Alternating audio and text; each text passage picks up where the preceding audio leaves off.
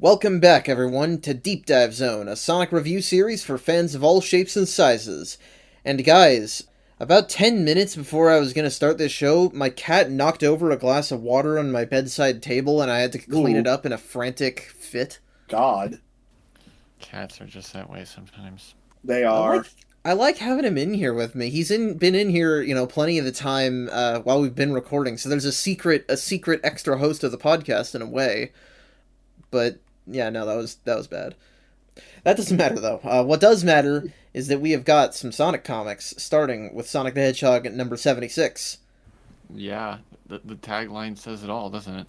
Yeah, Dr. Robotnik has been returning for about 3 weeks at this point, but I'm still happy That's to have true. him.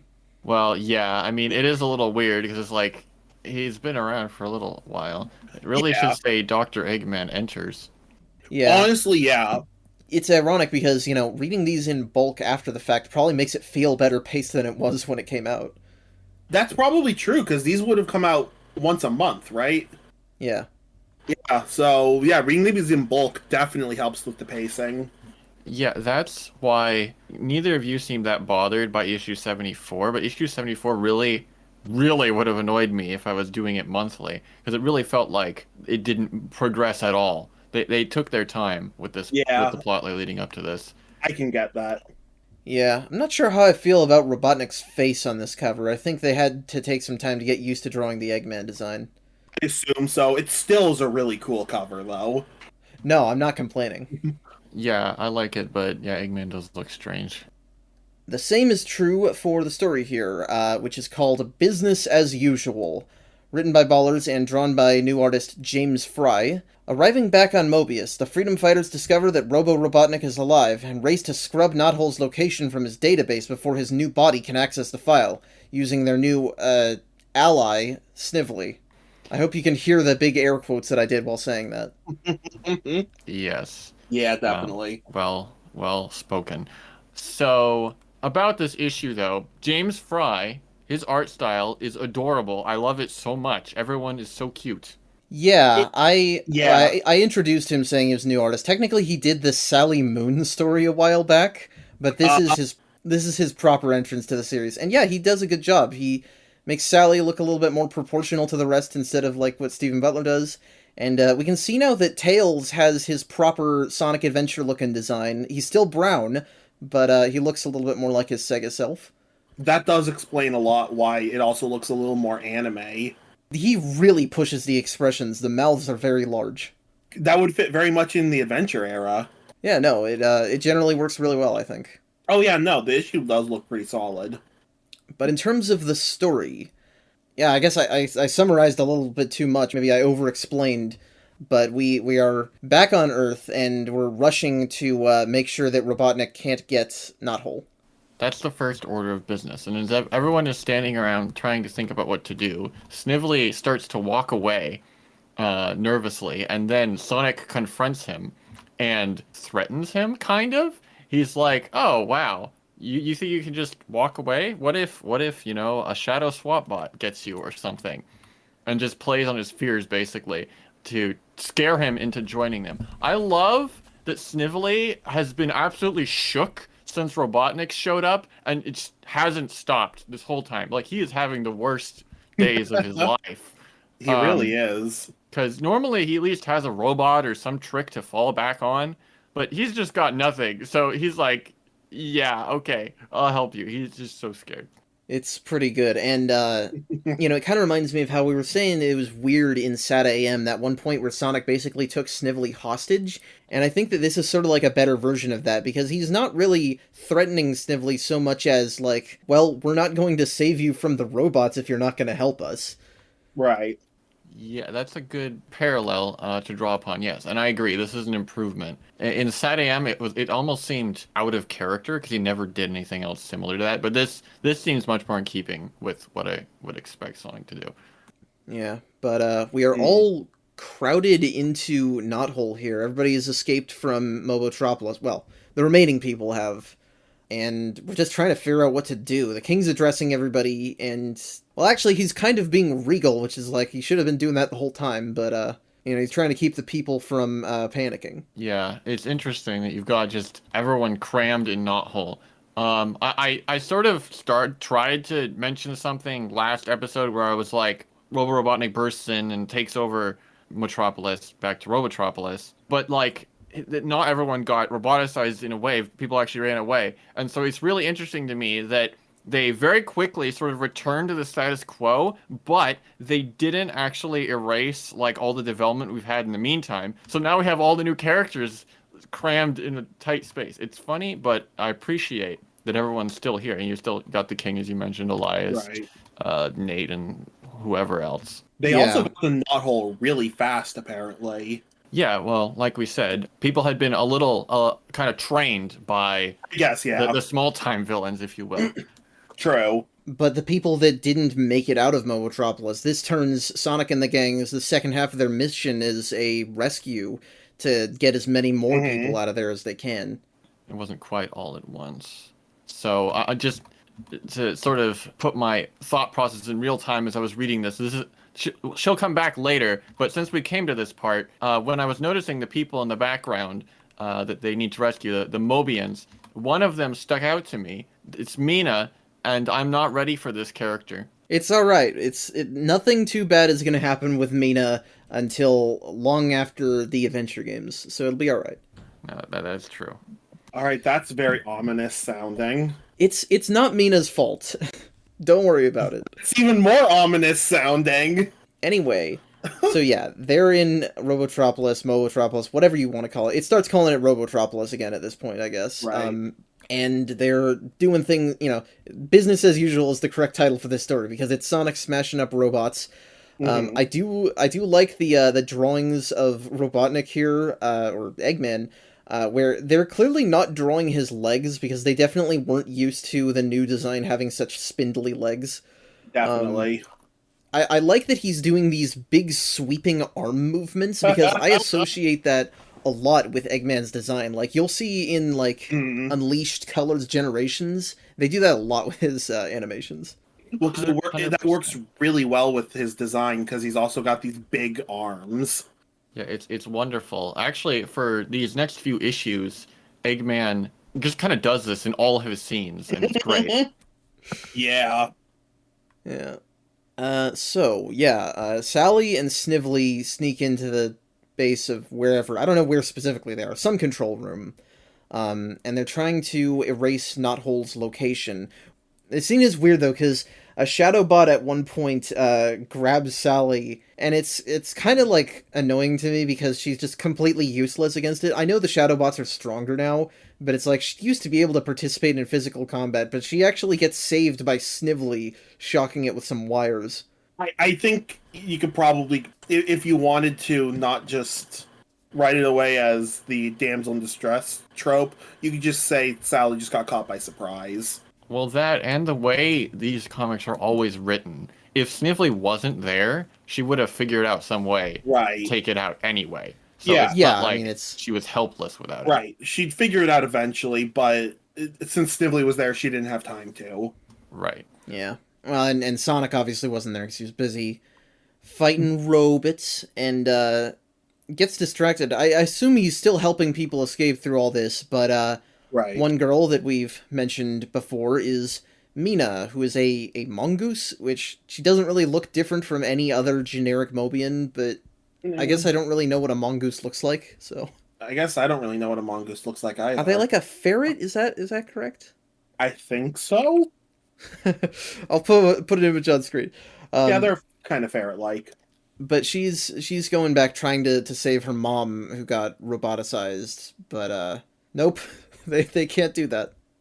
Uh, And it's annoying because, again, I really wish that they just combined stories and left issues to issues because we don't really get a full complete story here. They get the location gone and Snively just, I guess, walks out.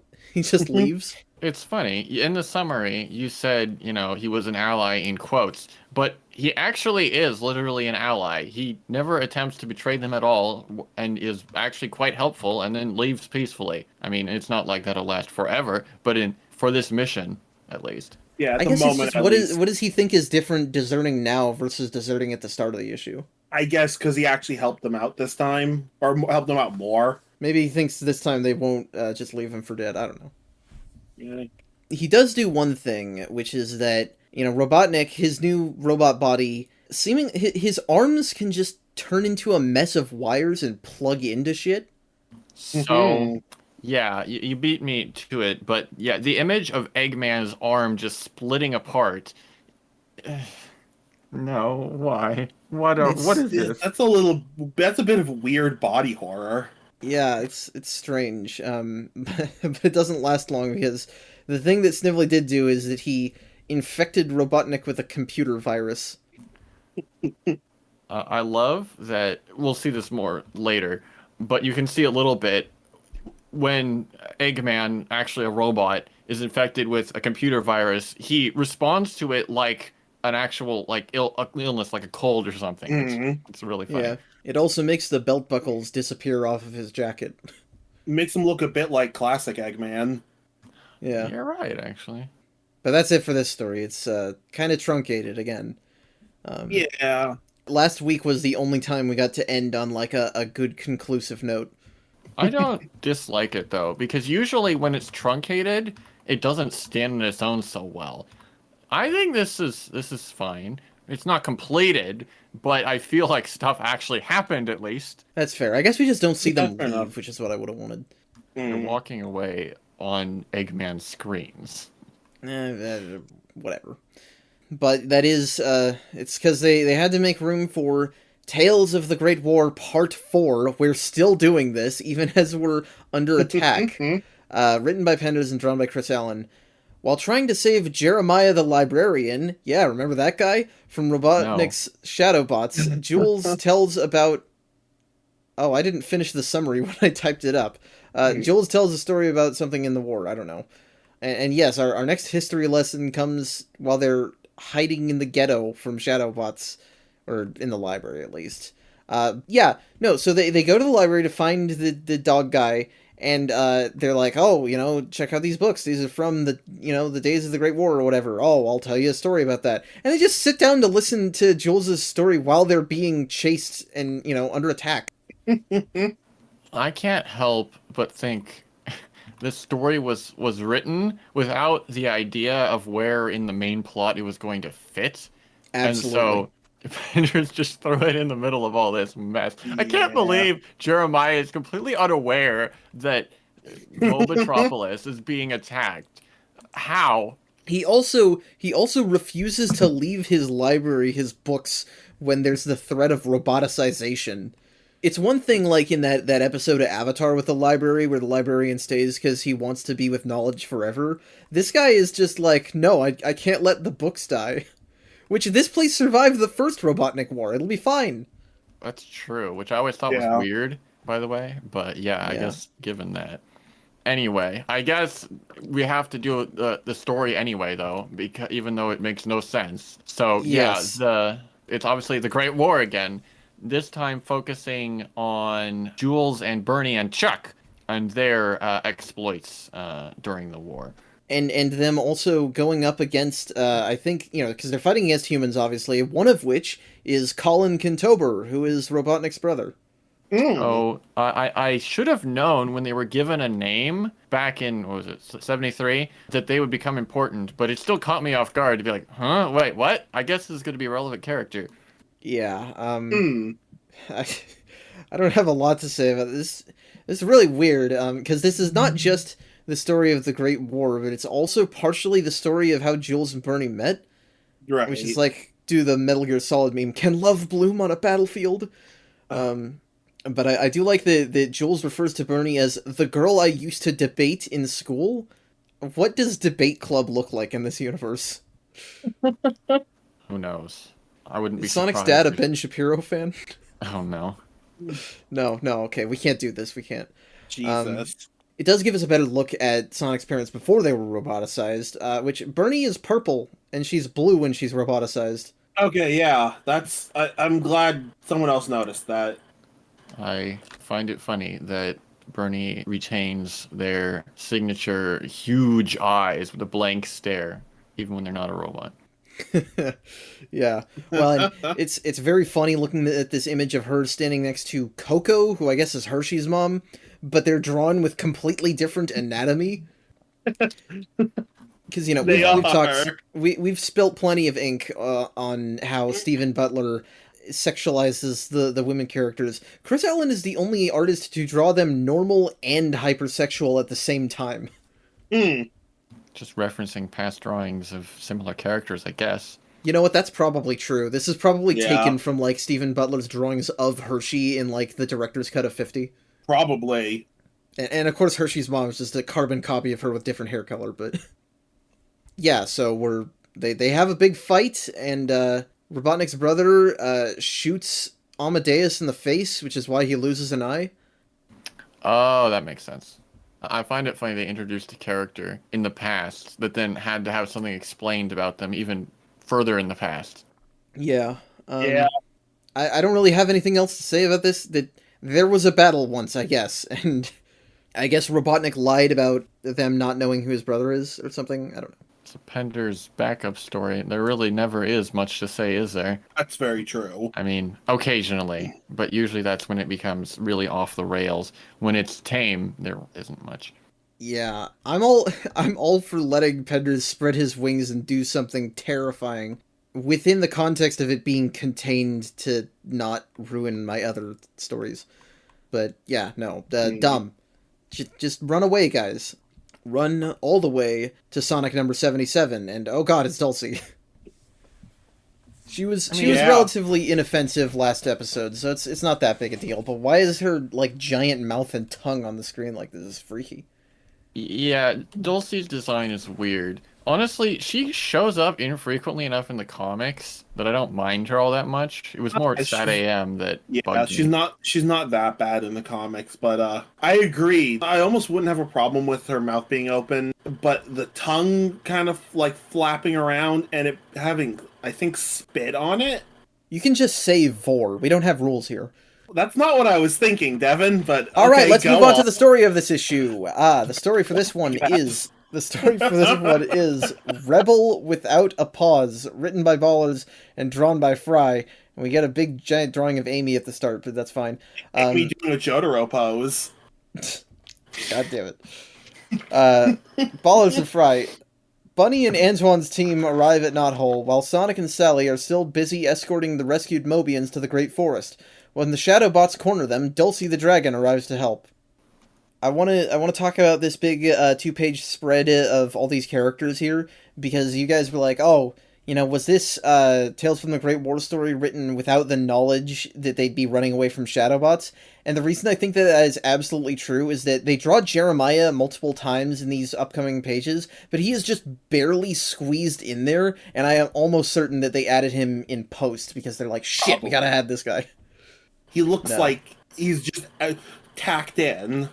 I hadn't thought of that, but I think you're right. Oh, you know what? I'm looking at this page too. Also, Bernie has a line that says, "This is Jeremiah, the grandson of the great storyteller Kirby." And look, the lettering on that is different from the lettering on every other speech bubble. That one was added later.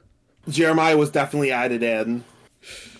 I saw that lettering on some other dialogue too. That usually means it's added in post, yeah. Interesting. So it's not all relating to Jeremiah, but that explains why some of the lettering is different. So, I had to notice that the wedding bands got retconned to wedding rings for some reason. Oh yeah, what the hell? What even? Why? Yeah, it makes more sense for them to be big bands because that's the size of a power ring. I guess somebody didn't give Fry the notes. Well, they're still called wedding bands, unless that was corrected later. A wedding ring can be a wedding band, but yeah. Yeah, wedding band is another term for wedding ring, but that's not. But like. Oh. But yeah. Maybe they just got smaller. The funny thing is, if they'd done that retcon just a little bit earlier, I wouldn't have had to complain about how you couldn't see them in that one frame. Well, in any case, yeah, so everybody's back in Knothole except Sonic and Sally, and they're saved people. And they're in the desert, and they're going to get attacked by Shadowbots. I want to point out, just because somebody will probably bring it up, on a couple of these pages, some of the Mobians that they've rescued are basically, like, furryified versions of Tenchi Muyo characters, which I'm not very familiar with that series, but yeah, some of the hairstyles are directly based off of that.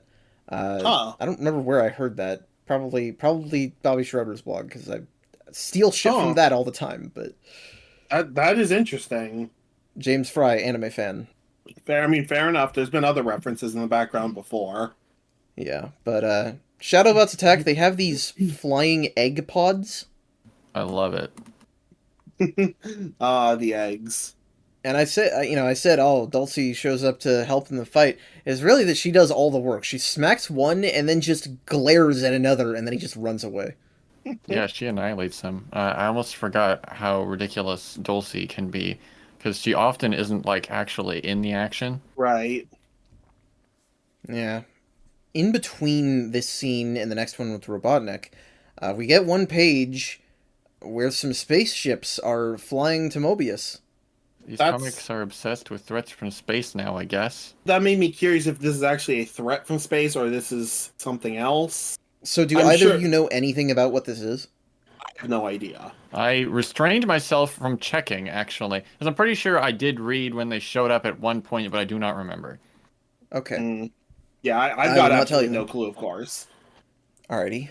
Well, yeah, then we get this scene with Robotnik, freshly recovered from his computer virus, and apparently that gave him a much pudgier face. You know, we were talking about how they still kind of draw him a little bit like old-style Robotnik, to the point where he's kind of got the cone head shape, and his goggles are being drawn as, like, attached to his head, which is weird. It's like the bolts on the side of Robotnik's head. Oh, yeah. If they did that on purpose, it would be kind of a clever design evolution, but I Yeah. don't think it is. It's probably just a No. mistake, but that would be a cool evolution. So everybody has been at Knothole. The King's been like, "Where's Sonic and Sally?" And they're like, you know. And then they tell him he's like, "Oh, I'm very cross with you" or something. I find it exceptionally odd that the King's expression on page 11 is reused from issue number 60. It's literally the exact same drawing. Yeah, so he traced that from Gallum. That's weird. I don't know why they did that. Well, odd. But in any case, they do get back to Knothole at this point, and hey, Dulcie makes a perfect landing. There's no character arc about that. She just did it. Well, like I said, she barely shows up in the comics. Yeah, which I compared guess to is this. fine. It's fine. We're all just it's all just residual Sat AM trauma that's bringing us against Dulcie here. In the context of these, she's fine. Yeah. No, it's fine. But yeah, everybody's back together, and everything's a little tense just because everything that happened, and also Max immediately calls Sonic and Sally to come talk to him, which is like, oh god. Yeah, brace for impact. Before we do that, though, there is an absolutely genius bit of writing from Ballers here, complete savage, when the King is talking with Dr. Quack, and the King is like, wow, what do you think is wrong with the Queen? Do you know anything? And he's like, no, sire, but I finally have a theory as to what could be wrong with, and then Sally interrupts him with, Dad? Yeah, Mm. King Max is what's wrong with it. Which is, hilarious because, and they, this is all part of this build-up where it's like we're getting closer and closer to King Max, we're waiting for him to bring down the hammer, Right. and then he doesn't. Yeah, this caught me completely off guard. I did not remember this at all. This is the biggest plot twist in quite some time. The King just straight up is like, yeah, I was wrong, Sonic. I should be Thanks congratulating you. And he apologizes. It's amazing. This is insane. A little bit, yeah. I guess Dr. Quack diagnosed him with too big of an ego, and he was like, yes, okay, I'll try to keep that in check a little bit. At least if I don't make myself look bad in front of everyone, I can apologize privately, because that was his plan, apparently. Yeah, he wants to keep up appearances for, his ego or whatever Sonic says, I think, which is, I don't know if Sonic would go along with that, but I guess he doesn't care that much, so it's fine. But, yeah, no, this is part of the striking difference between the way that Ballers and Penders writes, because Ballers is clearly coming at this from a place of, how can I make these characters, maybe, if not perfect, then at least, believable and have some good traits to them, so I really like to see it. No, I remain skeptical for the moment, because I let It's my good to be guard down skeptical. for a second. You Right. never know what can lurk in the shadows and strike. But I would be very pleased to see a good King Max, because we haven't had one in the comics really ever. Yeah. And you're definitely not going to get it from the writer of the next story, because it's Penders again. It's Oh, Tales of the Great yes. War, Part 5, Penders and Allen as usual, wherein now that everybody's back, we get a story that actually makes sense. They're sitting around a campfire, and Sonic's mom tells the story of her time in the Great War, working to save Jules when he is critically injured in battle. As soon as Jules fell down in an issue written by Penders, I'm like, oh, he's dead. Yeah, just like Sally. But so he's like thrown off by an overlander, and then Bernie pulls out what looks like a Chaos Emerald? Yeah. I don't know what the That's- hell this is. It sure looks like a Chaos Emerald, but Well, we so only get to he's- see it from behind, so we don't know, like, what it actually looks like.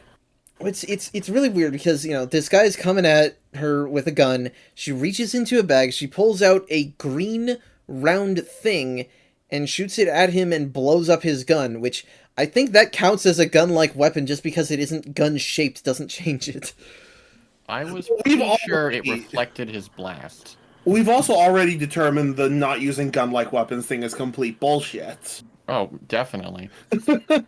Maybe it reflected his blast. You could be right about that. And in this comic, since we have, a theoretically unlimited amount of Chaos Emeralds, that could literally Right. be what it is. Well, it's And strange because it's only for a moment, it's unclear, and it's out of nowhere. yeah, no, she just literally just whips out what looks like a Chaos Emerald and then puts it away like it's nothing. If that were an established thing that Chaos Emeralds could do, then it would not even be a question. And I Oh, don't of course. necessarily hate the idea of them being able to do it. It's just like we never No. saw that till now. But so yeah, this is Jules' critical injury that they will eventually end up using the roboticizer for. They got to get away. They're ferried by, I guess, a relative of Rotor. I just assume because it's a walrus. Yeah, as we've determined, if an older character looks like one of the freedom fighters or one of the established younger characters, they're obviously related. Speaking of which, I do want to talk about Amadeus here because they climb in the He's plane and missing they're an like, eye patch. yes, one frame in between two pictures of him having the eye patch, it's missing. Yeah, Oops. it's funny. I didn't actually notice that in my first reading. Looking at it now, it's very obvious. It couldn't be an inking mistake. It has to be an art problem. I don't know. It has to be an art problem because there's no reason why the inker would just draw in his other iris. Why would you screw that? I don't know. I mean, we've seen plenty of art errors. Add Yeah. it to the list. That's just a funny one. It is a funny one. But the rest of this is just more of the same. It's the stuff we already know, about Jules Yeah. and Robotnik and roboticization, blah blah blah. Well, yeah, we're starting to get into content that has already been at least loosely explained to us. I want to give some credit where able, and maybe this was explained and I just missed it, but I didn't realize that Jules was on the edge of death when the roboticizer was used, and so it was actually like a desperate move on Chuck's part. I guess that they'd only implied that he was injured, I think.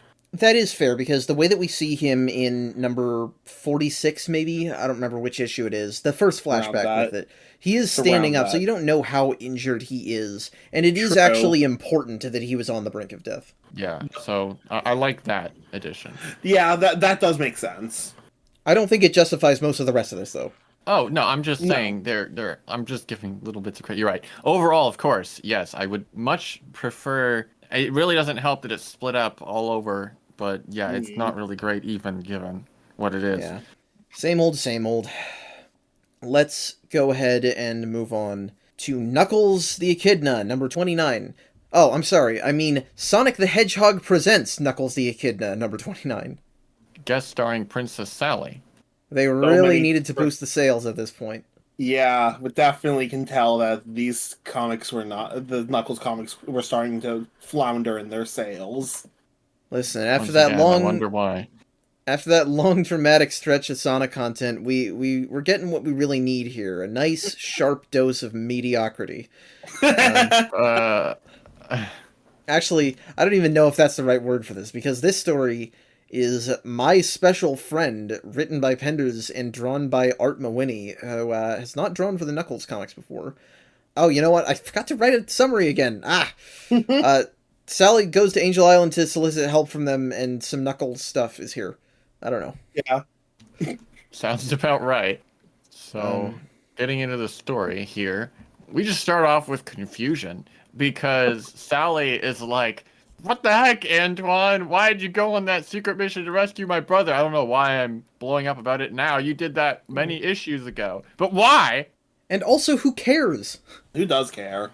Because Yeah, this is Sally being angry that somebody usurped her authority, which is like, you're supposed to be the person who usurps authority, motherfucker.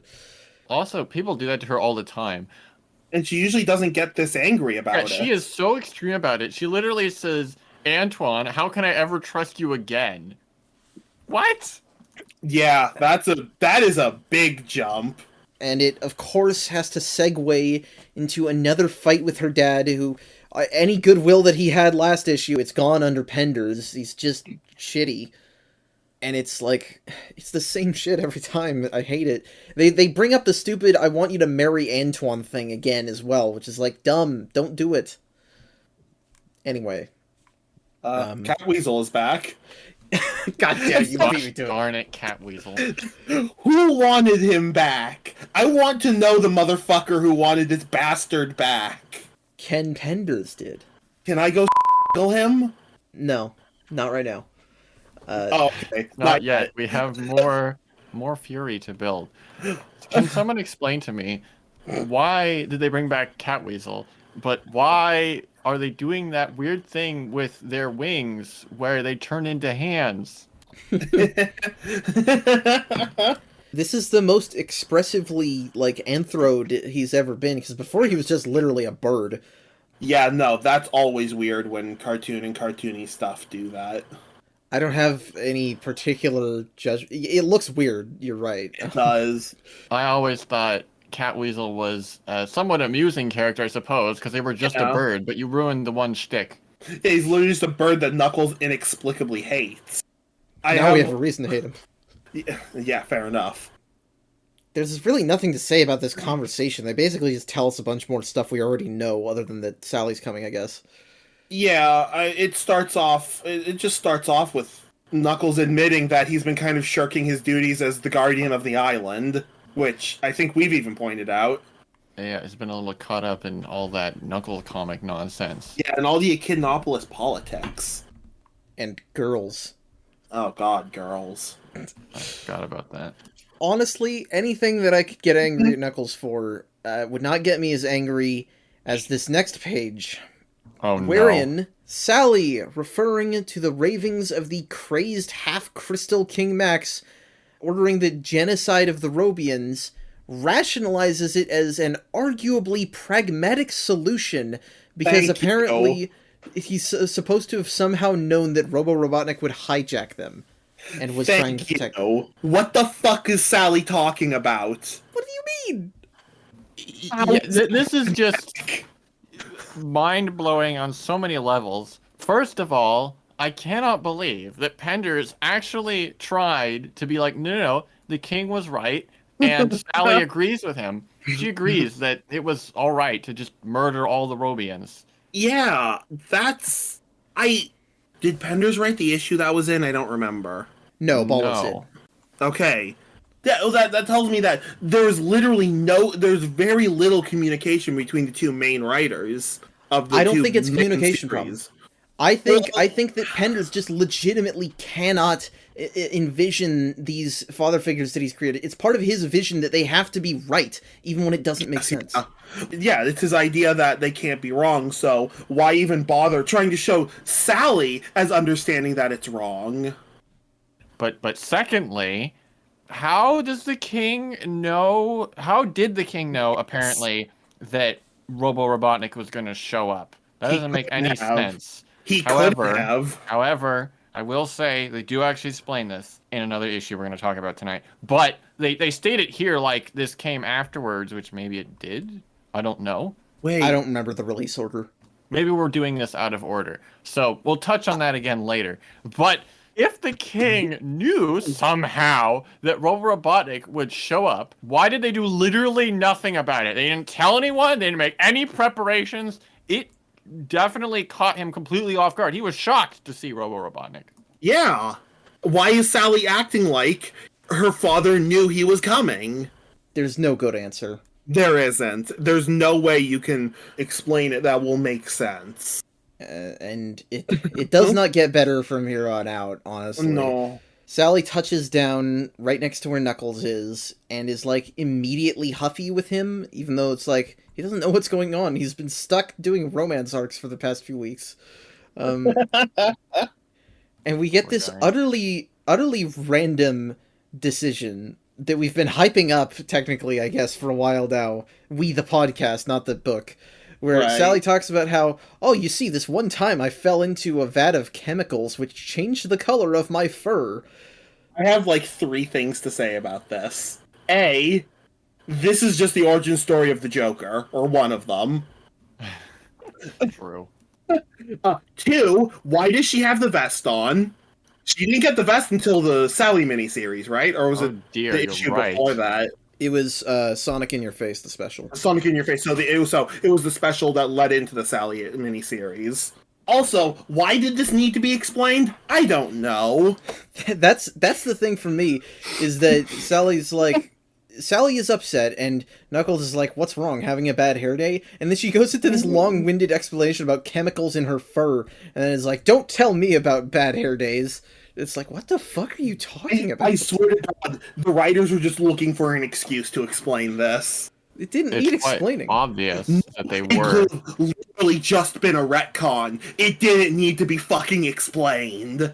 Hardly anyone reading this comic would remember way Yeah. back when Sally's Yeah. design was different. It was a very brief period, and a Yeah, lot that's of also things true. weren't even like set up the same way they are now. So you could easily just assume, oh, they were still figuring things out because that's exactly what it was. Exactly. But Yeah, I mean, what? you'd think that part of the reason there's so much godforsaken recap in these comics is because there's new readers coming on. Right. This is just going to confuse them. It's just the most random thing ever.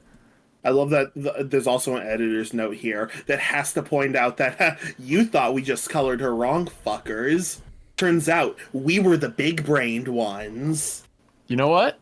Maybe Justin Gabri and Ken Penders, I bet they were like having lunch or something. And they hatched a plan. Oh my Like, God. oh, we're going to pull a fast one I mean, on the readers. if it's that premeditated, that would be actually pretty funny. It might be, because it seems like the two of them were very proud of what they did. Yeah. We don't I fucking have... guess. On the digital issues, we do on some of the scans, but on the digital issues, we don't have the editor's notes page or like the off panels. I think are starting in a while. But my impression of Justin Gabri from all of those is that he doesn't like Sonic the Hedgehog very much, but he likes being praised, and he also seems to really like Star Wars. And those are traits that he seems to share with Penders in a lot of ways. Penders is like a weird closeted Star Wars fan. If you go on his Twitter, you can find that he still believes in like the fake conflict between Star Wars and Star Trek fans. But Oh my God. he clearly Conflict still that- likes Star Wars, and The conflict that probably never existed in the first place, and if it did, died in like the 90s. the idea of them being friends that just like shoot the shit about classic sci-fi, but also like revel in praise and take every opportunity to talk each other or themselves up, that makes a lot of sense to me. So the idea that this was cooked up in a lab just to make themselves feel clever, I get along with that quite well. That is a pretty funny theory. I kind of like it. But yeah, that's this whole thing. We're going through this incredibly slowly because there's a lot of dumb shit to get through. Sometimes you just got to go through an issue slowly. And then there's a lot to talk about. Yeah. So, yeah, this whole conversation is weird. Knuckles is like, I didn't know anything about the Queen or Elias. Don't shit on me for it. And then Spectre and Archimedes show up to say hi. It's not Archimedes. That's not Archimedes? That's No, true. it's Dio. Dio, Valente. Okay, all the ants are very, very similar. Yeah, so Spectre introduces us to all of the Guardians. So, yeah, this is a meeting where Sally is, spoilers, in complete vain, going to try to get the help of the Brotherhood here And before they go into their meeting, Locke pulls Knuckles aside for a minute, or they just go to talk or whatever. And before the conversation starts, Locke has to be like, "Now, my son, you must understand that all these wars are completely at the fault of all the citizens of Mobotropolis, because instead of trying to fight off any foreigner, they decided to try to peacefully coexist. Bad move on their part. It only means endless fighting forever." Wow, Locke, you're the worst person ever. Yeah, that's a great philosophy to put in there. He basically also says it's bad that Knuckles became friends with Sally because he thinks the rest of Mobius should just be isolationist dipshits like the Echidnas. And that hasn't caused them any problems. Oh, yeah. No, definitely not. Mm-hmm, yeah. And you are correct, it does not go any better on Sally's side because she asks for their help fighting the new Robotnik. But Penders' stupid no guns rule means that they offer guns, and she's like, no, I can't accept that. And then they're just like, alright, well, fuck you then, bye. I mean, to be fair, what the heck? Why would you be like, "Hey, take these great weapons," and then Ty's like, "Yeah, you know, we can't do that." What, really? Why? I don't understand. Even with the absolute menace that is Eggman, like, he's on another level. He completely wiped out Mobotropolis. You're like, nah, we can't do that. Like, I feel like we were over this. I haven't complained about this for a long time, I feel like. I can't you hit it on the head. It sucks. It sucks in every way. And they have to make Knuckles go to bat in favor of the same systems that are keeping Sally down. Even at the end here, he tries to talk to her, but because he's not allowed to disagree with his shitty grandpas, they get into a big stupid fight, and she leaves angry. Man, imagine if Knuckles did what a normal hero did and actually, like, rebelled against the obviously horrible system. And that'd be more interesting than this. Yeah, Well, and it really especially would. since his Sonic is off in the main series doing exactly that, and it Yeah. worked. Yeah. Mhm. That's true. Mm. Yeah, bad issue. No, nothing good. Yep. Yeah. But hey, at the very tail end here, with this extremely melodramatic Photoshop job of Knuckles and Sally looking sad, the final blurb promises the next arc, which is called King of the Hill, which I think is very funny, because Ken Penders storyboarded 2 episodes of King of the Hill, the TV show. Not related, just a coincidence. That's not till next week, but that is the final arc of the Knuckles comics, and it's funny. The way you worded that, it sounded like you were saying the King of the Hill episodes aren't till next week. maybe that'll be a bonus episode. We watch the King of the Hill episodes that Ken Penders worked on. Oh, gosh. It would be funny, but I don't know what the hell we'd talk about. We would talk about I like King of the Hill. It's a good show. I mean, so do I, but, like, I don't know. I've never seen it, so I should have things to say, probably. Oh, fair enough. All right.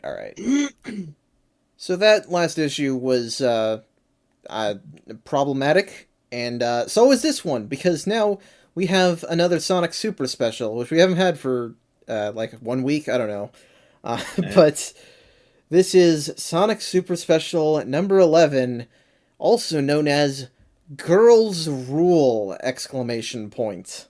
Fun. So, we can get into it, but I actually was a little disappointed by this issue because I expected it to be spectacularly horrible, and it wasn't in my eyes, but... It's not really spectacularly horrible, but it's a weird level of mediocrity that just kind of makes me hate it. It's not good. There's a lot of things that actively make me very angry about this. Starting with the cover, because this is clearly Spazion artwork, and Yeah. well, he falls into the same furry trap as Butler, but the bigger problem for me is that Ken Penders himself colored this, which means that it is absolutely impossible to comprehend most of this, because he uses this same dodge and burn shading on everything. I like that all this nonsense is happening, and Sonic just can't help but tear a hole in reality. He can't deal with not being the center of attention. Julie Sue has gone all wall-eyed. That doesn't look good. Yeah, her eyes are pointing in different directions. So I'd like to also point out on Sally, a little bit on Lupe, and very much on Hershey, their legs have like very uncomfortably detailed muscles. Yeah, it's a little freaky. Especially on Hershey. That one is kind of terrifying. That may be up to Spaziant more than Penders, but it doesn't look I'm- good either way. I have to say, as much as I generally like Spaziant's art, I think this is one of his weaker pieces. Yeah, I didn't actually realize it was Spaziant until you mentioned it. I wasn't 100% sure. Kayla also confirmed that it was. Well, I you thought can see it his signature probably between was. Lupin Oh and yeah, Sally's one. I didn't see that. Oh, it's always a spot the signature with him. Right. Well, and it's a disappointing cover for a disappointing issue, because one thing that is absolutely true about these comics is that they have neglected their female cast a lot. They have. So an entire issue dedicated to them would be pretty great if it weren't for the fact that it's made by all the same people as the problems before. This is, in fact, like, what, 4 or 5 stories all written by Penders? 5. Yeah, and... Yeah. Well, Penders loves to call himself a feminist, but I wouldn't call his writing a case of that. Let's start here in Princess Sally Ascension. Penders, obviously, but drawn by Jim Valentino, wherein Sally interfaces with the source of all, that pool of liquid gold and silver, to become the true heir to the Acorn Throne, supposedly, or whatever. And, oh god, naked Sally. Just to be clear, I'm using the Sonic Select version of this, which edits her jacket back on. You'll have to seek out original skins if you want all the really horny stuff. It's weird. Sally doesn't wear that much clothing in the first place. She just wears the boots and vest. But it's enough to not be weird, and it's enough also to make her look very naked when she's not wearing them. Took the words right out of my mouth. Yes, so this is Sally stepping into the magic orange juice and being Source of all. Stepping Being into the granted- tang. a whole bunch of cosmic visions of her past and present and maybe future. Yeah, future a little bit. That's a good description, a cosmic vision.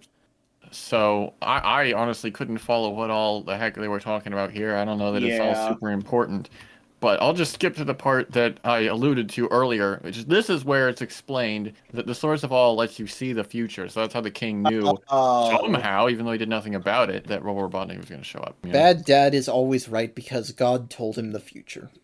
Damn. Oh my gosh, they did the same thing with Locke! Yep. Fuck.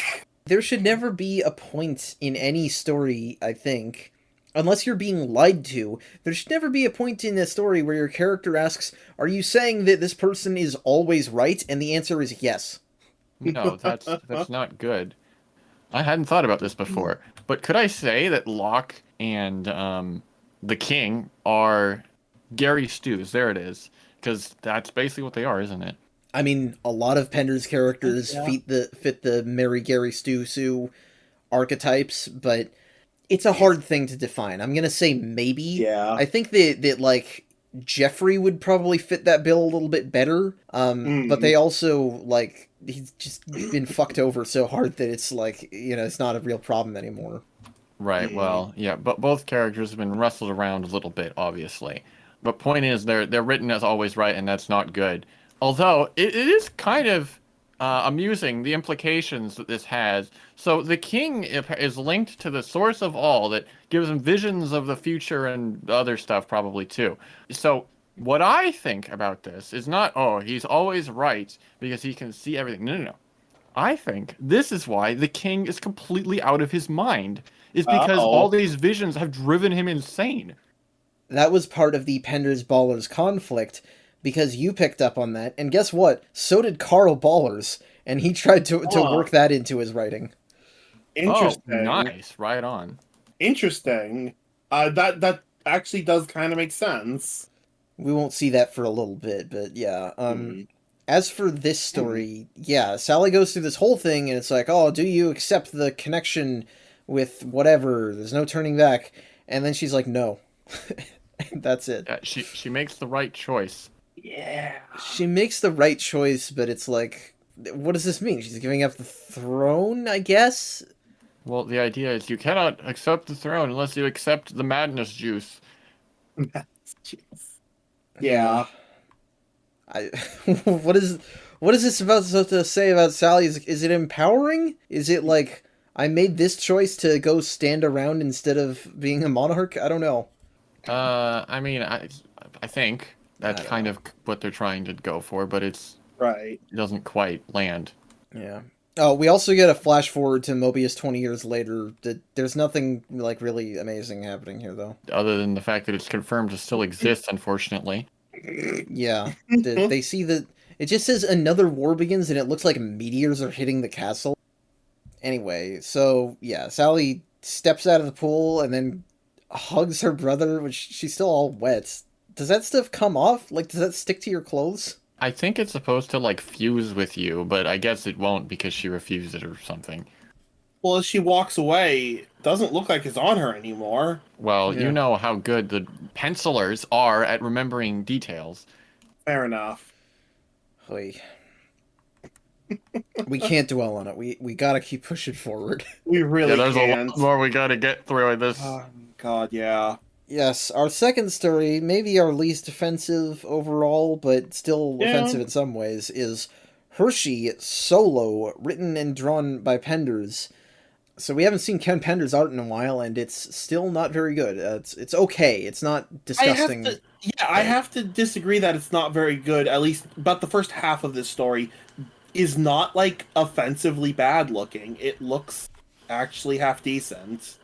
Yeah, I think it looks fine. I agree. It's passable. It's yeah. Hershey infiltrates a Robotropolis base for information on the whereabouts of Valdez. Remember that guy, Valdez?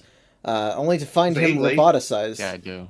And yeah, we're 2 for 2 on stories that start with a shot of the main girl's ass today, but Oh yeah, we are. also it's not a solo mission because Jeffrey is right there. To be fair, he sends Hershey in on her own, so it might as well be a solo mission. Basically Yeah. counts. She gets in there, she can spy, she can see Eggman.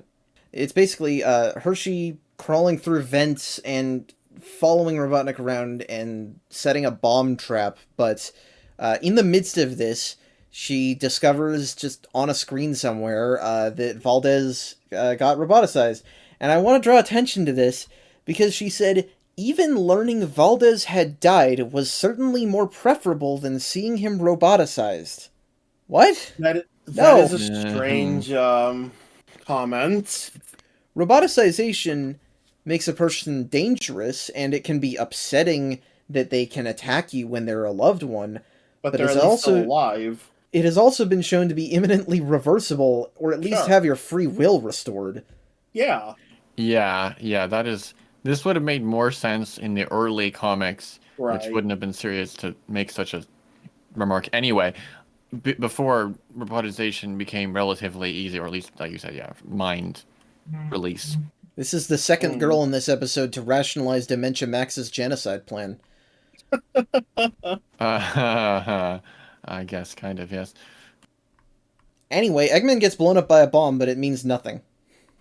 So I like this. As much as I don't like what they've done to Eggman, I kind of like that because he can just make new bodies, they can just blow him up, and you don't have to rationalize it with cartoon logic. You'd be like, no, he's having a bad day. I gotta get a new body again. I don't even know if they do that. They literally never show any after that. It would make sense that that's You can what he did. assume. Right. Yeah, that's it. That's the whole story. There's nothing. There's no symbolism or imagery here. That it really is just, oh no, here's a bomb. Goodbye.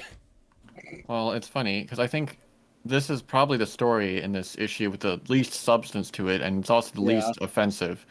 Probably Yeah. for this, Yeah. they're related. Which does not bode well for our third story, which is Lupe and the Wolfpack in Family. Penner is obviously writing and drawn by Colleen Doran, who I don't think has been on the series before and is generally all right, I think. Yeah. The Wolfpack finally arrives home, only to find it devastated by Robotnik's forces. While looking for the rest of their family, they are attacked by Shadowbots. Yeah, so I guess this is Yep. the final part of our Wolfpack story that no one asked for.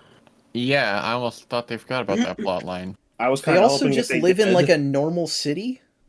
Yeah, that runs contrary to the way the characters have been established. Yeah. They've got the tribal sort of designs. It doesn't make any sense. Well, That's also, what I'm saying. and also, I assume they live in the same area that was shown in Sad AM, which was very much not a city. It was kind of almost like it was almost a village like Knothole.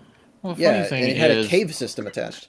that Exactly. area has been confirmed to exist in the comics because it was shown in a flashback too. Yeah, I was thinking that while reading this story. Listen, sometimes you get tired of being in a cave, so you go and build a few skyscrapers, I guess. Right, that's definitely what you do. You know what? Why not? We do get mentioned that apparently Lupe had a husband and kids this whole time. I mean, they've been bringing up their going back home to their loved ones. Yeah, Well, that I could mean, have mean a lot of things, and it's like Lupe Yes, was it could. characterized as mom, but this is the first time we see it, and oh no, they're roboticized. I mean, I figured she was being characterized as mom, like mom of the group. Yeah. yeah, they've been roboticized, and they are led by the aforementioned dear old Uncle Chuck. It hurts to see this guy completely mindless again. does. But yeah, it does suck to see Chuck sucking. And the art actually does a good job selling this because they really push the expressions here. So good Yes. job, Colleen. Yeah. Sadly, the story does not make up for it because they basically just lose for the most part. They roboticize Lupe. Yeah, that was. What? I was- Huh? I was not expecting that. That was actually I kind of like, not like it, but it was a solid twist. No, I actually agree. Because first of all, it caught me completely off guard. Yes, I didn't know this 100%. happened at all. I had no inkling.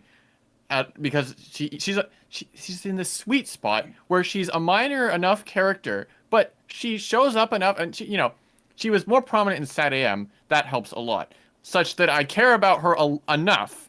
But Right. she's minor enough that they can just roboticize her, and I'm not even sure if she's going to be de-roboticized ever. I mean, probably Yeah. eventually, but like it kind of has weight to it, if you know what I mean. Yes, and this is, and that's surprising, but it's also what makes me angry because I was about to segue into this because they roboticize her, except she randomly keeps part of her free will. Apparently, it takes a second for it to set in. That's not how it's ever worked.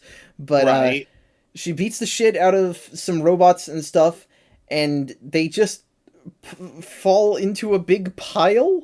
And then she's like, I can't think anymore. You guys need to leave. I just want to be with my family. And they just leave, and then they build a grave for her? I mean, as far as they're concerned, she's dead now. That's not how it works. Why are they treating I mean- roboticization as bad or worse than death? I mean, yeah, I Just grab a agree. ring. I agree, but I kind of at least get why they're doing it this way. I don't know. It's just weird. I get the twist being a surprise and it being effective in that, but it doesn't sit well with me. I agree with you. It is Agree, not yeah. concluded very well at all. Yeah. Yeah, I mean, for the reasons you mentioned, but also because I feel completely scammed. Because when Lupe started jumping out, I'm like, oh yeah, Chuck did something to the roboticizer and actually has his free will. But no, there isn't a proper explanation for why this happens. Like you said, it's just weird. Why did she get to do that? That was Chuck's thing. He got to overpower it. Right. Well, yeah. If they'd used it as be like, oh, if you have strong enough willpower or something, you can fight it at least for a little bit, or something like that, or just you can fight the implied mind control as well. But no, it just takes a second to kick in, I guess. This would have been, I think, more effective if she had kept her free will and gone out with them. And then it's like, oh Right. shoot, now you've been roboticized. That hurts, obviously. But also, it doesn't, then it would not have this super messy sort of non-explanation for how she could save the day while also dying. That's kind of what they wanted to do. That's what they were going for, but it doesn't do that very well. Yeah. Questionable in many ways. Let's continue on. We have to soldier on. We have to suffer through this. We have more stories to cover. One of the things I wanted to get around to mentioning, but I honestly just forgot about here, was that this was the source of one of Pender's most infamous quotes, where a fan complained about him trying to permanently write a girl character they liked out of the narrative forever, and he responded by basically telling them to go fuck themselves, and claimed that the story was heroic feminist literature because it showed that even a female can make the ultimate sacrifice. Just as a lesson to any writers out there, just because you call yourself a feminist doesn't mean everything you make will be. We're being punished with Bunny Rabbit. Oh god, we got a Bunny story. Bunny, please help us. In Upgrade, written by Penders and drawn by James Fry. When her mechanical limbs begin parasitizing her body, Bunny is faced with a tough choice on how to proceed with her life. Because, yes, her body is now rejecting her roboticized pieces, essentially. Didn't we already have a similar story? Yeah, We had it's a like nightmare Bunny's about it. worst Right, it was a part two. nightmare. Right, it was a nightmare. Okay. I knew we'd had something similar. They don't explain this, so I'll do the work for them. And I'll say, it must be something Robo-Robotnik hatched up. Because he, fixed the loss of free will. And so I have to imagine that maybe, he did some sort of signal or something to all of Robotnik's machines. And so now it has activated this, and now that's why this is occurring. Because they don't explain it at all for some reason. I don't even know if it's that complicated. I think it really just, it might be, we were talking about how, she couldn't have been roboticized as a kid because then her body would have not grown with that. So maybe that's what's going on. I just don't get why she was fine for so long. Like, I mean, I guess the writers are like, oh no, the entire history of the comics have only been like a month. No, get out. I don't know. Growing girl, she's, I don't know. Anyway, the explanation doesn't bother me too much. I think this is a good setup. Yeah, the setup's fine enough. Well, so, yeah, the story here is basically that she needs to have a bunch of surgery done in order to not die, probably. And Dr. Quack is basically like, yeah, so here's your options. You can either do nothing, which will probably kill you, or we can try and replace your limbs entirely, or just have you not have legs, I guess. Right, yeah, basically turn her into a triplegic. Triple amputee, I guess. So, I will give it this. I do like that this finally, after, 40 issues, 40 comics at least, of them having been set up together, we actually get to see Antoine and Bunny, having sympathy and, caring about each other. Yeah, it's a shame that it was slightly ruined by Antoine's weird face. Yeah. It's not ruined enough for it not to be a kind of touching scene. No, I think this is the best scene in the story. Maybe even the best scene in the whole special. It is quite nice. It is. Yeah, and surprising nobody, Bunny chooses to have surgery done on her to make her not die. And she gets sleeker, more powerful cybernetics, which I don't like as much because I thought the Mega Man limbs were cool, and now it's just sexy robot body, I guess. And this time we end on a picture of our female character's butt. Indeed. Yeah, I don't understand why they wanted to redesign Bunny, because changing Sonic's look, changing Eggman/Robotnik's look, those were required. Right, those were probably mandated by SEGA. Why did they do this with Bunny? It's very strange, because it has that vibe, although I think it's a pretty good story, better than that nonsense with Sonic, that's for sure. I have a minor theory that they just wanted to kind of update, give her a modern Bunny design, like modern Sonic. I guess, yeah, maybe. Just make her look less squat and short, like a classic character, and give her more of the longer limbs of the modern characters. It's possible. If I were to do that, I would have focused theory. less on Bunny and maybe just given Antoine a less goofy-looking outfit. Yeah. But no, he looks the same up until the reboot. But, yeah, so, but this does also mean that Bunny can never be de-roboticized. Right. So I was going to mention that finally, they conclude that sort of little conflict that's come up a few times over the course of these comics, and of course in Sad AM as well, where yeah, Bunny. It's weird because there were a few times where she wanted to be de-roboticized, and there were even a few moments where she could have, but she didn't take the opportunity, and sometimes where it failed. And so it's like, I was never sure if there would be any resolution. So it's nice that they finally committed to the option that I assumed they were probably just going to stall for, but instead they don't stall it out indefinitely, and they're like, no, this is Bunny. And good. Right. Yeah, Well, it's a good kind of conclusion to Bunny kind of coming into her robotic parts of her body, which we've determined she's clearly struggled with. Yeah, I suppose if it's sort of a self-acceptance thing, even though it wasn't her choice to have that. I mean, yeah, it was kind of thrust on her, but if it's being done in the way of a self-acceptance thing, I think that's not bad. Yeah, and it's her choice, so. Right. Yeah, this is definitely the best story in the issue, and Definitely. Sure. I don't have anything specific to complain about here. It's all right. There's nothing like offensive about it. The Hershey story was just kind of nothing, and I think that's why it wasn't really offensive. This one is outright, I would say, kind of good. Yeah, I like this one for the most part. I don't like the lack of explanation at the beginning, but otherwise, given that setup, yeah, I think it's great. Like I said, as you mentioned, it feels very much like a continuation of Bunny's Worst Nightmare, which is great. Which I guess that just means that Bunny has the best solo stories of characters that don't have ongoing solo stories. Although, I don't even have to exclude that because no, Knuckles is a rubbish. Yeah. Yeah, that's true. I prefer the older aesthetic, but other than that, yeah. So good job on this one. Yeah, and we have Julie Sue in Shadows. Which is of course written by Penders, but it is drawn by Spaziant. He hasn't done an interior story for years. Yeah, it has been quite a while since we've seen a Spaziant story. It's a shame the story's kind of boring. Yes. So, in this one, Julie Sue travels to the remains of the Dark Legion fortress in search of something, and she encounters an elderly legionnaire named Simon, who basically explains her complicated family history, and he's kind of like her stepdad, sort of, but she doesn't remember him. He's her adopted dad. yeah.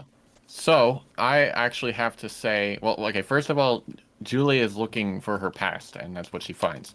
Okay. But secondly, I actually like this story because I am so into the complicated echidna timeline weirdness, and this is exactly what this story delivers on.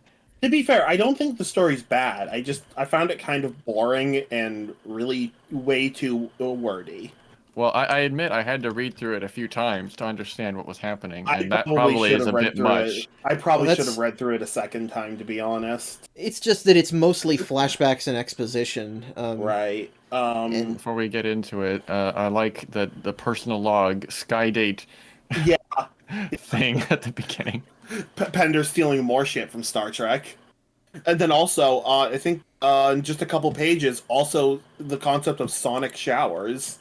What is this? They get blasted with air? Star Trek is very vague on how sonic showers work. I think that's how they work, though. Yeah, Like, they get blasted either with super high pressure water that's like almost water vapor or air. I don't know, because the shows generally just show it as being water. yeah. I don't This know. does give us an interior look at what life in the Dark Legion was like, and it's very blue, I guess, but Very depressing The looking. Dark Legion. It's got to be dark. It's the Dark Legion. Fair enough. But yeah, so as I said, I like this. So apparently, this wasn't super apparent before, but apparently Julie Sue was always a bit of an outcast, which explains why she left then. Right, why she so willingly left. Yeah, and we get a little bit of expansion here on Kragok too, who I always felt like they were a little underdeveloped. They were kind of just a guy, much less than a lot of the villains, I think.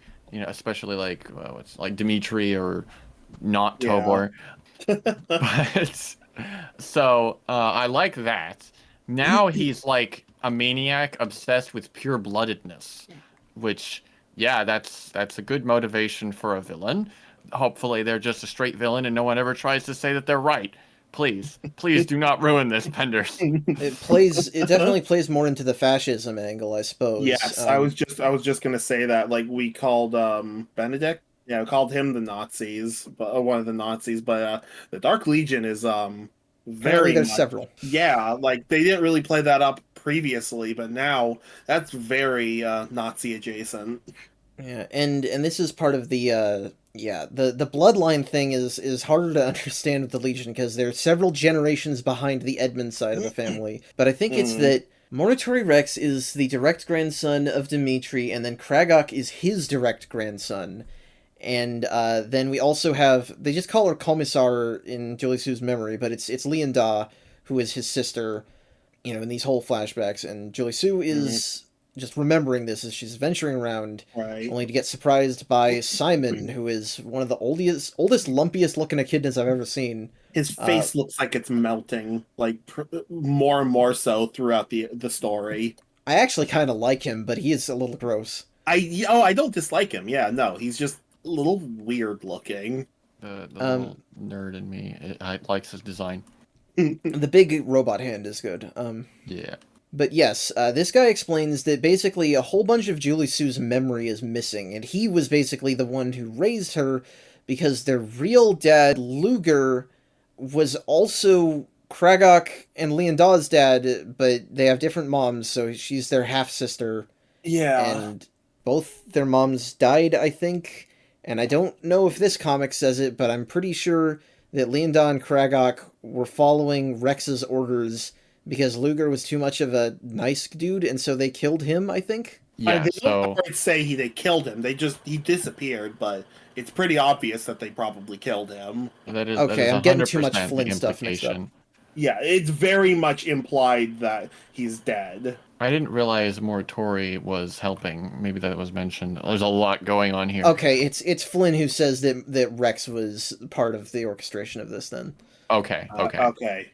Yeah, so that would be his own father. It's difficult tracking the lineage here. It seems he's disappointed in him, and so he kills his stepmom, and then he kills his own father because he just views them as, you know, weak, or he committed terrible sin of impurity because, you know, with the two wives. Although strangely, he spares Julie of all this, instead opting to erase her memory not once but twice. That's how she doesn't remember her adoptive father. And right. Of course, she didn't remember her original father from the first erasal. Oh, Lord. It's fine, I guess. It's convoluted and it's hard to understand, and it doesn't really take us places. It's weird because they're like, oh, you know, we gotta go home and, you know, see some people who would want to meet you. I have no idea what comes of that. I don't know if anything does. I can never tell where these things are going. Usually they'll pick up on things like this 20,000 issues later. So maybe we'll see it eventually. But yeah, I mean, that's fair. I can understand why this wouldn't do much for you. Because, yeah, it's you're very a deep over the master, top. so I get it. But I think it fits much more for Julie to have this intricate, crazy backstory than Knuckles Shirley. So I actually am like, oh yeah, dig into this. I mean, she came from the Dark Legion, so I expected something there. That's fair enough. And as I said, I very much appreciate. Suddenly, I like Kragok as a character much more. Before, he was just this crazy guy that showed up, and he looks cool, I guess.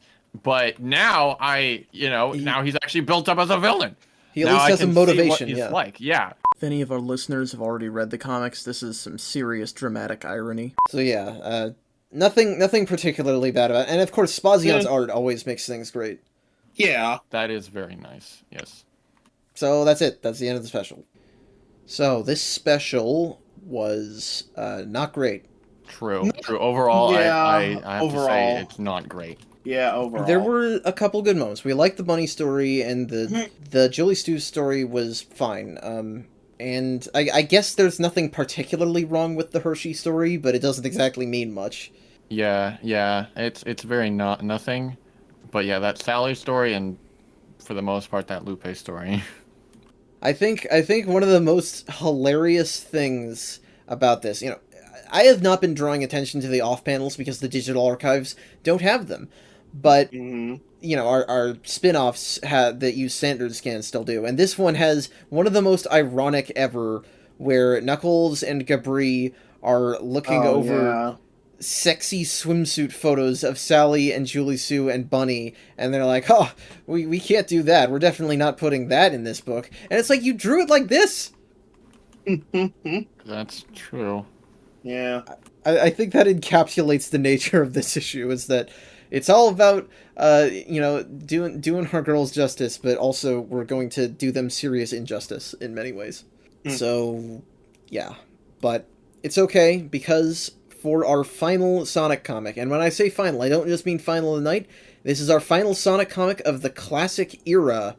Carl Baller's coming to save us with Sonic the Hedgehog number 78, A New Beginning. Right. We got this sepia cover with all the characters. Cool. Yeah. Sonic is standing on Nate's face. Damn. That's a shame. I thought they were buddies. Jeffrey is also very giant in the foreground. I don't know if I like that. Ooh, yeah. Ominous. Well, in any case, Ballers and Fry are here to bring us changes. In recognition of their heroism, the Freedom Fighters are established as an official faction under King Max's command, and Sonic is knighted. Meanwhile, the rest of Knothole Village deals with the loss of Mobotropolis. Yeah, so the king was serious, apparently. At least in the main comics. Yeah, he does everyone good. Yeah. Reinstates freedom fighters, says bravo, and even knights Sonic early. We're not gonna do that for a little while. It's a nice moment, but it's definitely to make people sort of feel secure here in Mobotropolis, because it is super crowded. Every single shot of this comic is super crowded, and they're even learning that Nate is moving in with Sonic because they just have to have housing. Right. It makes sense, yeah. Yeah. But Sonic is, of course, he's sad about it because, Nate is moving in, but he just lost his other, grandpa, tech bro. Right.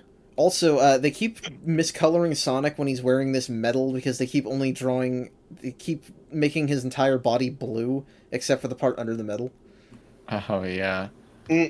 Sonic is sad, but his parents are here to comfort him. They have the Queen in her tube, and they're, still trying to figure out what to do. But you can see on page 8 here, there's a little bit of finger twitching that she does as they're walking away, and they don't see Also, it. she's in a dress all of a sudden. Yeah. She was previously in a skin tight suit that I assume the Echidnas put her in. Evangelion plug suit, yeah.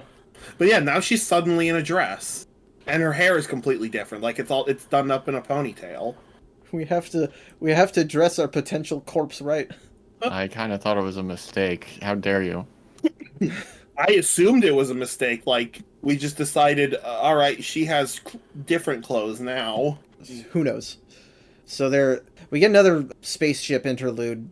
Nothing to say about that. It's exactly the same. It does say Mobius or Bust on it, though. If there was any doubt. This is clear teasing, which is very interesting. I'm very curious to see where this is going. Yeah, I mean, on the one hand, it definitely has my interest piqued, but it also feels like it's cheating because they're literally doing nothing. At least it's only one page, though. It's a bit of the problem that the satellites had. Oh, 100%. They just couldn't get enough of it. They were like, wow, darn, we finished our first one. Let's do it again. Let's do more space objects. These ones do not interact with the story nearly as much as the satellites, which is both better and worse. Well, so at least with these, it's only one page, so... Yeah. So they're setting up tents all throughout Knothole because people don't have enough houses. And Mina is here, and, she's still sad because their mom isn't here. Antoine is similarly sad because his dad is still evil. They're not connected, those are just two similar themes, but, Right. Mina reaches her true calling, which is to take care of 3 random kids. Yeah, so you didn't quite touch on just how bad Mina is feeling. She's literally PG suicidal because she's like, Yeah. If only I was roboticized, at least then I could still be with them. But then she goes instantly to happy-go-lucky mode with the kids. Wow. I mean, I think that's just putting on a face so the kids don't get depressed. assumedly. Hey, but that's you got impressive. something to live for. You got something to live for. It's all. Yeah. I do like that Jeffrey tries to offer some respect and conciliation towards Sonic. Don't know how I feel about this like suit he's wearing. He's going to be in this dressed suit like for a while. He's dressed like Bond. Yes, he is. Which I guess fits. Yeah. Because it's clear that's what he's supposed to be. He's supposed to be skunk James Bond. It is nice to see that from It is nice, yeah. Jeffrey. Dial it back a little bit, though. We get Antoine here being like, oh yeah, I'll salute you. And then Sonic is like, why don't you call me Sir Sonic? And then he's like, I thoroughly reject that notion. Yeah, it's like, I'll salute you, man, but like, not that much. Also, that panel of Bunny hugging him is very cute. That is cute. Oh, yes. Once again, James Fry, yes. Yeah, James Fry. He's great. It's really good with the super expressive art. I enjoy this art style very much. I also like the way that he illustrates Elias here. You know, he's very contemplative, he's thinking about stuff. To be honest, he thinks a lot about how much he doesn't want to be king, which I don't blame him for, but it's like a little much. But I do like that he is so distracted by that all of these, like, women that are apparently following him around in love with him, he doesn't even notice them. It's very crowded, so he's got a crowd of followers, apparently. Right. Yes, that is funny. I think we're doing these issues out of order because Valdez is here, and he's not roboticized. We are not doing these out of order, they just forgot. Are you serious? Wait. Yes. Really? Yes. Because I made a note, and I was like, what the heck? And I'm like, oh, we're probably just doing it out of order. No, that's in... Wow. So he just isn't roboticized now because they forgot? It's just a mistake, yeah. Oh my gosh. Remember, they're having to change things on the fly. We saw it with Jeremiah. The comics were not in an efficient state of production here, and we'll see more of that in a second. Right now, we do learn that Queen Alicia, her body is healed, but she can't really wake up, and if they took her out of the tube, she would just die. Right. Oh, and importantly, the tube is running out of power in a week. That's one hell of a reveal. Yeah, great. so... Although, surely Nate can rig up something. I mean, he has the Super Emerald. I'm assuming Nate's going to figure something out. Things were constantly changing, and nothing was particularly set in stone during this era of the comics, which caused a lot of problems, as we're seeing here with Robotnik, because he is searching into the super digital net of Ultimate Mega Code or whatever, and his database finds something interesting in the South American continent. We have some Sonic Adventure teasing now. It says chaos on the screen! It's a blue blob that I know and love. Hell yeah! I will say, they've done it. This is a third time now where Eggman just has wire arms, but this is actually a pretty awesome shot of him wiring in, though. I am so excited for the Sonic Adventure arc because that inefficient and troubled comic production affects the Sonic Adventure arc more than any other, and it is an absolute mess. It is interesting, and parts of it are great, but it's mostly a complete mess. Interesting. Okay. Well, good, I guess, because it should be interesting to talk about. I'm not saying it's terrible, but it is completely it's just an absolute off the mess. You have talked to me at least a little bit about the adventure arcs of the comics, and you have mentioned how much of a mess they are. So you've done a good job of getting me excited. It is going to be a lot of fun. And that's the thing. I can take messy if it's still fun. What I can't take is something that's messy, or not messy, frankly, when it's boring. And oh, look at that, a Pender's backup story. Excellent segue. That's a good segue. Tales of the Great War, Part 6, written by Penders, drawn by Alan. Same shit as always, wherein Jules and Bernadette Hedgehog tell the story of Chuck's first and only test of his roboticizer, the removal of Jules's free will as a machine, and Robotnik's acquisition of the dangerous device.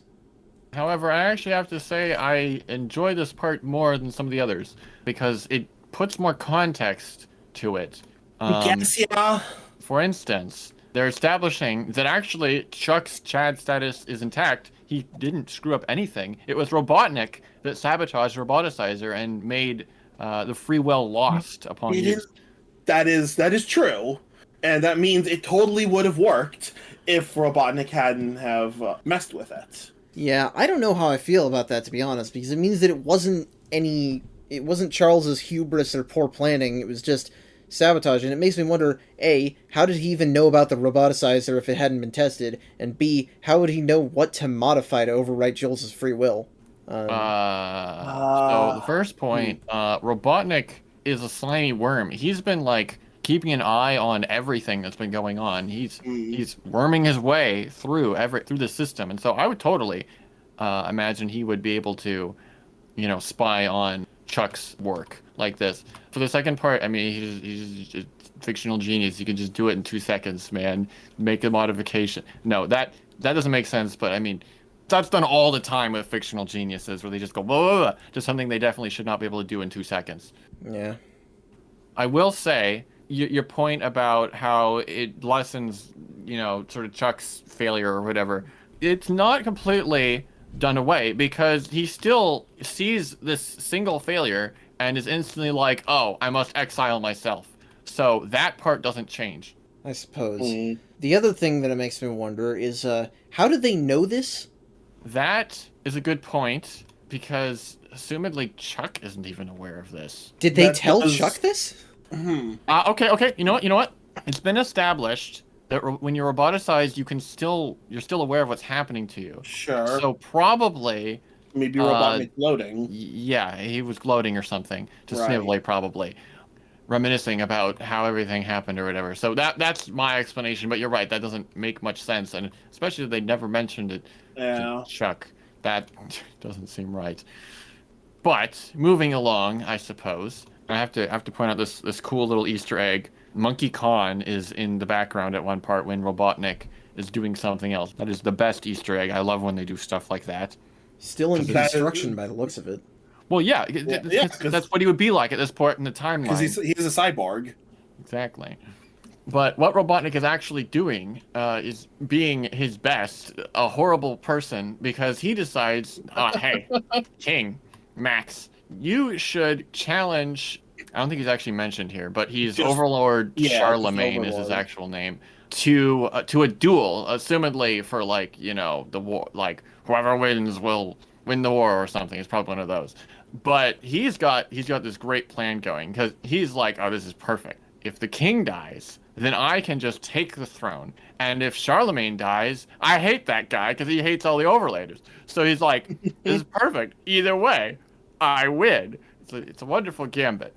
But, of course, there's always one variable you don't foresee, and it's that King Max hasn't yet gone insane, and so he doesn't immediately commit murder. Right. And so he spares Charlemagne, and it's that act that Robotnik couldn't have conceived of, because he wouldn't have thought, he wouldn't have done such a thing. And so that's what screws up his plans. And I guess that's how the war ended, maybe? Yes, I think it's supposed to be kind of implied that's how the war ended.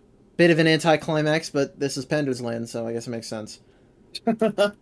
I dig it. I like it's not that bad. I don't mind the war ending with one-on-one combat with the king clearly being the superior fighter because he knows how to use a sword. Right, yes. I like the scene on page 5 of the story with Amadeus behind, I guess that's Colin. I thought it was Colin, okay. Who clearly has a gun out, ready to shoot King Acorn. Amadeus just says, "Go ahead, punk, make my day." That's a power move. Do you think that's the same gun that took his eye? Oh, that would... Oh, I didn't even think about that. Oh, that would be kind of cool, actually. They gave us a Charlemagne, but no Astolfo. Oh my Bad God. comic. Jesus Christ. So first of all, no. Second of all, really no, because I liked this. And I think this was actually a good conclusion to the Great War thing. Yeah, I assume this is the conclusion. This is not the conclusion. There is a part 7 because they are like, oh, there's a dark secret, and that'll be in our first issue of our Sonic Adventure arc coverage. So we have to wait like 6 months to do it. Well, I can spoil it for you now. The dark secret of Jules is that he's the one who roboticized Bernadette. That's it. It doesn't matter. He was under Robotnik's control. Who cares? Oh, See you next time. Yeah, that's not even a dark secret. That's just stupid. It's stupid to play it up as some dark secrets. Yeah. Man, Well, yeah, that's the wet fart for this mini series to end on. Should have ended it here. yeah, that's a shame. I assume they would have called that something different. If they still call it Tales of the Great War, then Yeah, rip. that has nothing It's to not do with the even Great part of the War. Great War. Yeah, I assumed they would continue it, but then call it something different. Well, whatever. It doesn't completely ruin this bit. I enjoyed this. Maybe in part because so much of the rest of it has been not good. Yeah, Yeah, it was okay. And that's really the story of the whole issue. It's an okay issue overall, and I guess if we have to end on anything, it may as well be that, because this is not the end of our Sonic Comics coverage before Adventure. We still have one more episode next week to finish off the Knuckles comics and do another special that is a hell of a special. But this is our last standard Sonic issue.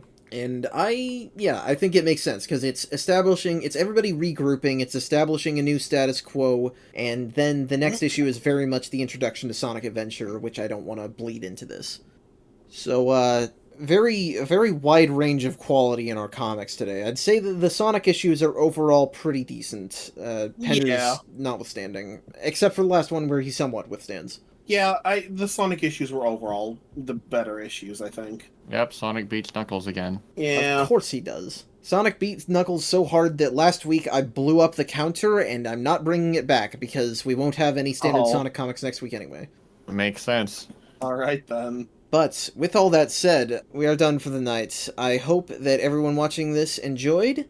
On the screen right now, you can find all of the various places to contact us. Please share, comment, like, and subscribe if you enjoyed.